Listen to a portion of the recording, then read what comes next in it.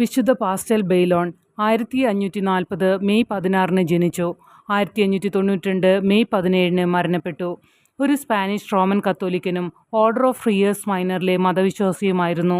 ബാല്യത്തിലും കൗമാരത്തിലും പിതാവിനൊപ്പം ആട്ടിൻകൂട്ടങ്ങളെ മേയിച്ചു നടന്ന അദ്ദേഹം മതജീവിതത്തിലേക്ക് പ്രവേശിക്കാൻ ആഗ്രഹിച്ചെങ്കിലും നിരസിക്കപ്പെട്ടു. എന്നാൽ പിന്നീട് ഒരു ഫ്രാൻസിസ്കൻ സാധാരണ സഹോദരനായി അംഗീകരിക്കപ്പെട്ടു.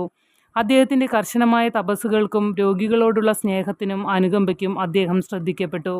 അദ്ദേഹം പാരീസിലേക്കുള്ള യാത്രാമധ്യേ കാൽവിനിസ്റ്റുകളെ കണ്ടുമുട്ടുകയും കൊലപ്പെടുകയും ചെയ്തു. ദിവ്യബലിയോടുള്ള ശക്തവും ആഴമേറിയതുമായ ഭക്തിയുടെ പേരിലാണ് അദ്ദേഹം അറിയപ്പെടുന്നത്. 1618 അദ്ദേഹത്തെ വാഴ്ത്തപ്പെട്ടവനാക്കി. 1690 ഒക്ടോബർ 16 അലക്സാണ്ടർ 8 മാർപ്പാപ്പ അദ്ദേഹത്തെ വിശുദ്ധനാക്കി പ്രഖ്യാപിച്ചു. 1897 നവംബർ 28 ലിയോ 13 മാർപ്പാപ്പ വിശുദ്ധ പാസ്റ്റൽ ബെയ്ലോണിനെ യൂക്കറിസ്റ്റിക് കോൺഗ്രസുകളുടെയും കോൺഫററ്റേണിറ്റികളുടെയും രക്ഷാധികാരിയായി പ്രഖ്യാപിച്ചു.